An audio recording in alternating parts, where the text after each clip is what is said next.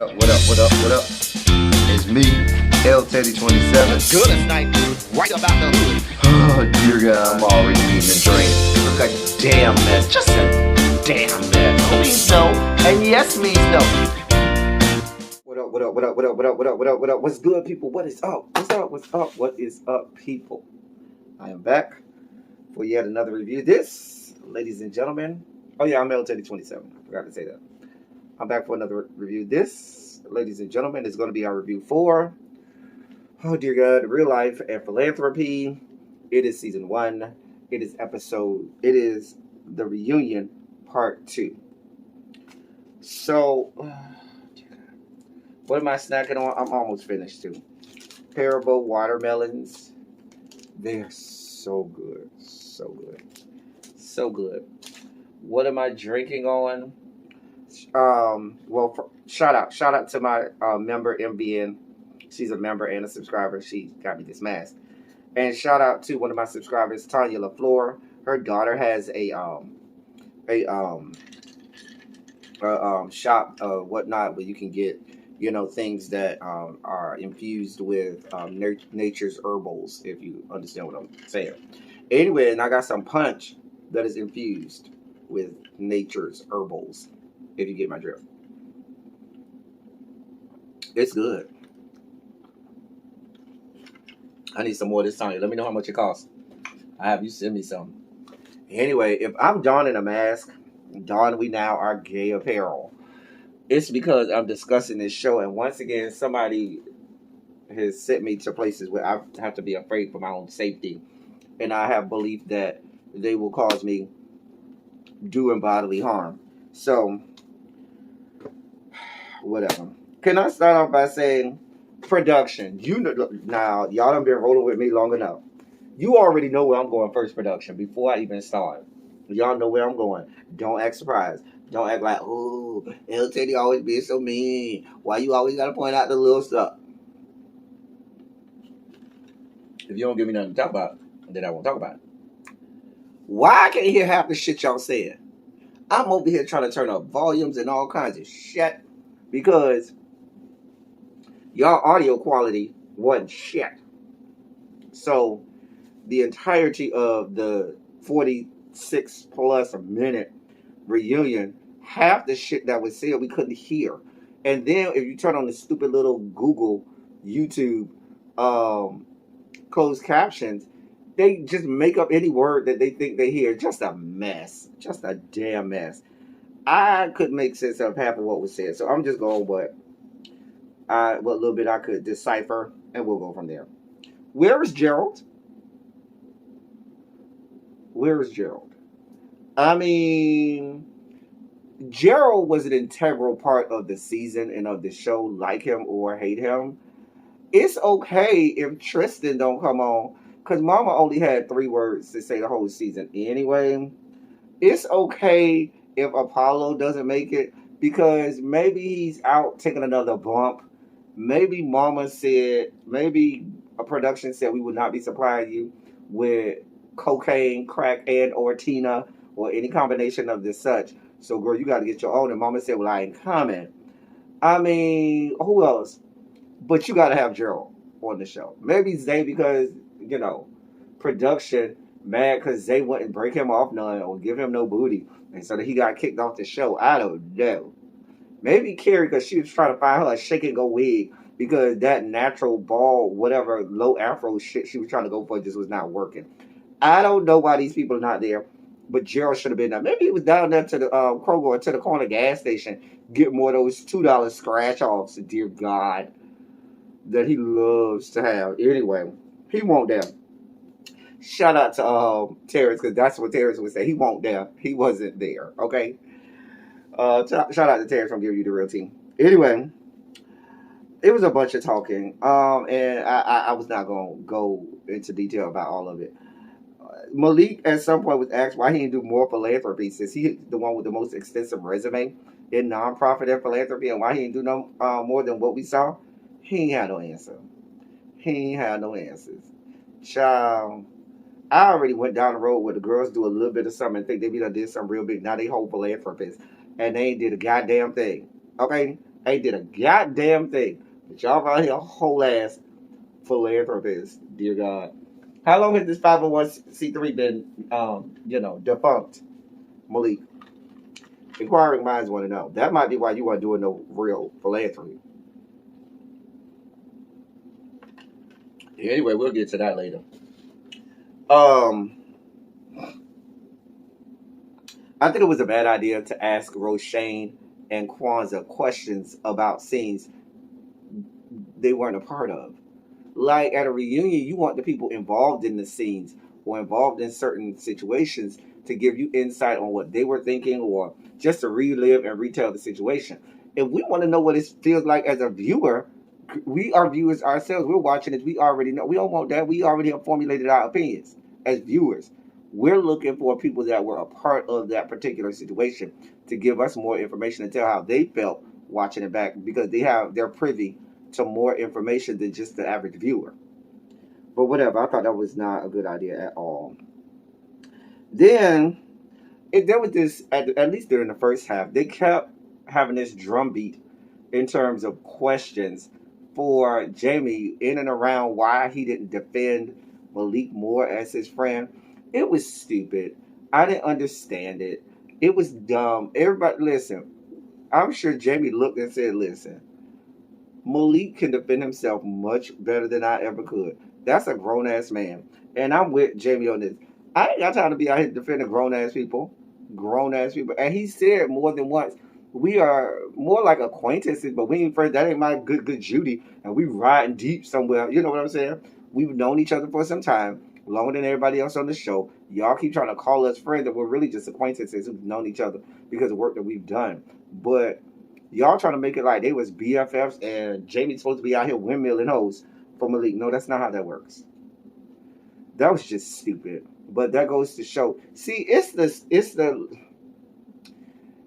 the low form of intellectual species that will continue to beat that drum asking that type of question because that's just not how functional adults work. Now, if they're good Judies and best friends and stuff like that, and they be at each other's house all the time, girl, go ahead, let it have. He's supposed to defend him. But they weren't for everybody. It was stupid. Anyway. Then they discussed when Jerome went to Malik's house. And remember Malik let him in. He was supposed to be doing a little party, housewarming, whatever it was. And Malik and he came over there and took pictures outside the house and talked bad and went and talked bad about Malik afterwards and told everybody Malik wasn't shit and Malik was getting evicted and stuff like that. And so this was probably the most animated part of the reunion because a whole lot of stuff came out. Text messages of the pictures was sent accidentally to production. I don't buy that shit. Jerome claimed that the story is he broke the fourth wall and said that production called him and told him to show up to Malik's party. Now, if you go back to my review, if I remember correctly, I think I said there was no reason for him to be there unless production told him to come. I think I called that one. If you go back and watch that review. Anyway, I think that was like episode 4. Somewhere around there. 4 or 5. Maybe 3. Anyway. It's 3, 4, or 5. One of those 3. Anyway, so, shit. So after that, he claimed, okay, I'm going to a shoot. He says that since broke-ass Apollo, only way to get to any of the scenes is to bum a ride from Jerome, then he called Apollo to ask Apollo, did he need a ride to Malik's house for this thing? And that's when Apollo told him the quote, real reason that Malik had to move. And it had something to do about him getting evicted or whatever. Now, my question at that point is, how the fuck would Apollo know if he just met Malik just like you just met Malik? How would he have intimate details about how this man's living conditions, why or why not he's getting evicted? That's beyond my level of comprehension. And you just going with it and running with it. And then, as we know, Jerome started spreading that shit like the messy ass whore he is. Anyway, Malik did ask Jerome Hey, bitch, you want to know what talk about my motherfucking house? Girl, where the fuck do you stay? Oh, yeah, before that, so then Jerome, Beelzebub, Jerome, um, went on this whole thing talking about I watched it, and when I saw the episode, I felt really bad about how I came at Malik. No, you didn't, bitch. No, you did not. Bitch, you knew exactly what you were doing then, and you know exactly what you're doing now. Bitches called you out on your shit a long time ago, and now that you see what people are saying, and you really get to see it in black and white, and now you want to backpedal and pussy pop and say, "Oh, I didn't mean to be that harsh." Yes, you did. And the only reason you're doing that now is to garner sympathy from people or to get more people on your side when no one's on your side. No sane person sides with you, Jerome. Bitch, you ain't shit. And you still up to your ain't shit ass tactics. Still to this day. So, after Malik asked Jerome where he stayed, Malik went in. He drugged Jerome. Baby, he said, I guess he had went and found some information or docs Jerome or when he got some tea on Jerome. I don't know. But baby, Malik was like, where do you stay? As Jerome was like, oh, I rent a house. He was like, no, you don't have a fucking house. You rent a goddamn room in someone's house. And you ain't got a pot to piss in or windows throughout. Girl, he drugged Jerome. He said, you want to talk about my house? You ain't got a goddamn thing. You ain't even got no goddamn house. You stay in a fucking room in house, a boarded house. I was like, ooh. Now, I have been saying all season long, y'all talk about he this phenomenal tennis instructor during the goddamn pandemic when nobody was going out, getting no goddamn tennis lessons. So and he quitting his job. So where the fuck did Jerome get money from? But girl, that ain't my story, and that ain't is not my tale to tell. Anyway, so then Malik just loses it and starts dragging Jerome. So Jerome tries his usual tactic. What is his usual tactic? I'm glad you asked. His usual tactic is he will the other person, of course, at this point is mad, upset, angry. So they start getting loud, and he'll sit there and try to stay calm and keep his composure and keep his demeanor and make sure his decorum is all checked and everything, and tries to say, "Why are you getting loud? Why are you getting loud?" So his tactic usually is, if I stay calm or if I stay quiet, then that's going to make me appear to be right and the other person appear to be wrong. Because in his mind, by him making pointing out that the other person is loud and or belligerent, then that invalidates what they're saying or makes what they're saying not right. And that's usually his tactic. Baby Malik was not here for it this time. He said, "Yeah, I'm loud and what?" Jerome, Beelzebub, you ain't shit. You ain't never been shit. You ain't never gonna be shit. I don't buy you. Malik then brought receipts all about why he really had to move that was showing that he was not evicted in this, that, and the third. Child. After that, Jerome tries to apologize to Malik. Malik ain't here for none of it. Malik was like, "No, I don't accept your apology. Move on, bitch. I'm not here for you, whore." And then they moved on from that. But that probably was the most animated thing. So then they asked, some kind of way, it was brought up by Jerome that Malik, I don't know what you do. All I know is that you have OnlyFans and that you told me you have HIV. Those are the only two things I know about you. So then this fool Malik said out his mouth, this young man, Malik Youssef, uttered out his mouth, let the following words leave his, what is that, your larynx and your voice box, progress out of, the voice canal, the oral cavity, be released out of your lips and from behind the teeth, and spewed into the atmosphere the following words.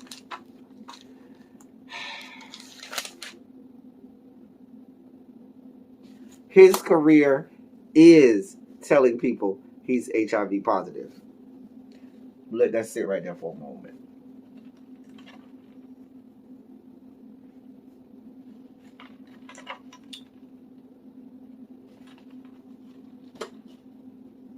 This young man said with a straight face that his career is telling people he's HIV positive.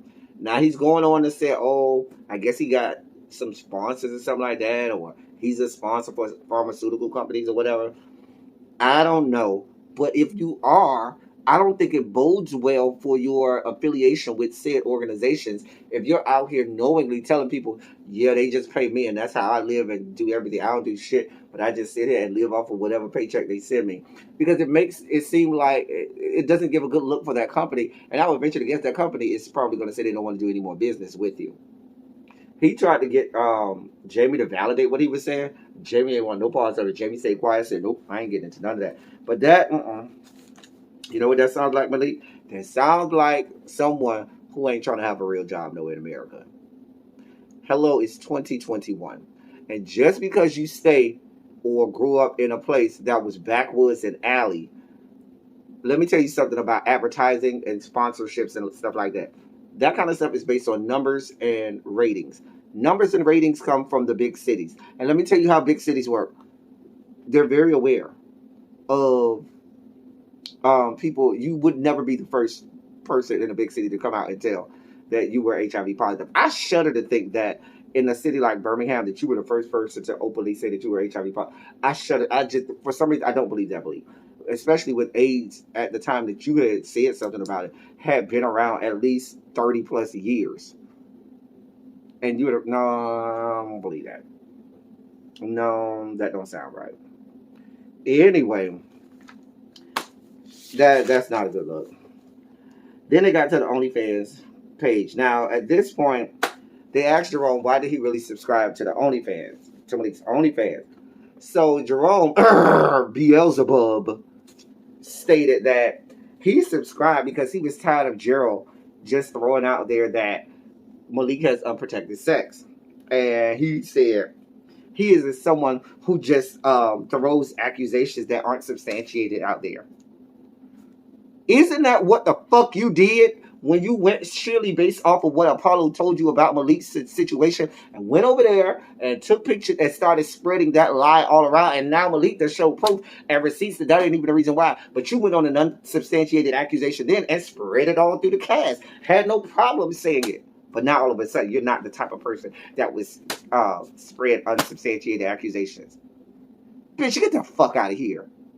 You ain't shit. I told y'all Malik ain't shit. That bitch ain't shit. Not Malik, Jerome ain't shit. That bitch ain't shit.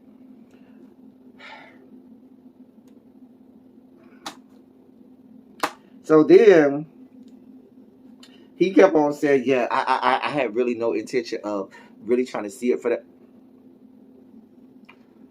If you go to Malik's Twitter page, Malik has videos on his Twitter page of him having sex. They're short little snippets, but he has videos on there. You could have saw on there whether or not he had sex with her without a condom there. Trust me, I know. I've seen the videos. I'm going to tell you what this is about. Your ass, not only did you want to go and see Malik's video, and I'm pretty sure you saw Malik's little snippets of his videos in his Twitter page.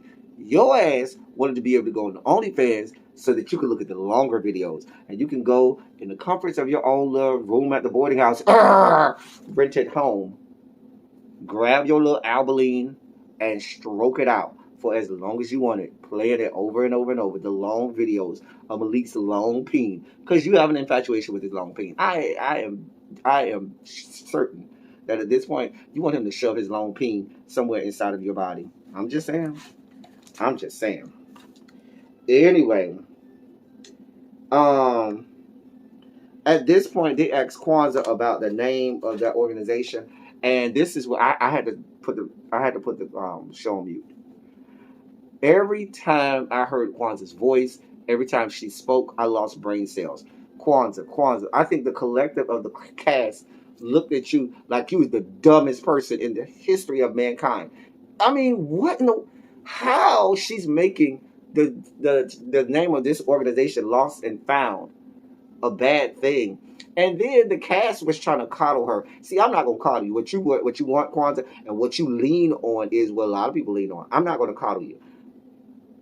If you dumb, bitch, you dumb. If what you said don't make sense, what you said don't make sense. And there were times you tried to infuse in there being trans and this, that, and the third. No, bitch, that has, you just dumb. Bitch, you dumb. I'm sorry. That's just the end of it. Long and short of it. They were coddling her. I understand her point. No, there's no understanding of that point. It doesn't make sense. That's just like if if a child was asked, what's 2 plus 2? And they now say 3, there's no coddling that child. No, you're wrong. But I feel like it should be 3. No, you're wrong. And in this case, they should have said, no, you're wrong. But no, here's what they did. They said, oh, I see your point, which translates to, oh, bless her heart. She's stupid. But we're just not going to make her feel bad about being special needs, being intellectually and mentally challenged. We're not going to make her feel bad about that. So we'll just say we see her point. But in essence, we're saying, bless her heart. Bless her heart. That's what they were doing. I don't know what happened after that because Kwanzaa kept talking and I put it on mute and then it was over. I saw credits. I don't know. That was the second part of the reunion. I don't know, y'all. I know that they're in the middle of taping, filming for season 2. So season 2 is coming. Girl, will I be here to review season 2? Probably. I don't know. Well, probably. Child, we'll see. Anyway, I think that's all I got for y'all. Let me think. Thoughts about this season? Do better. Do better. Do Jesus and do him well. Do better. Because, Lord.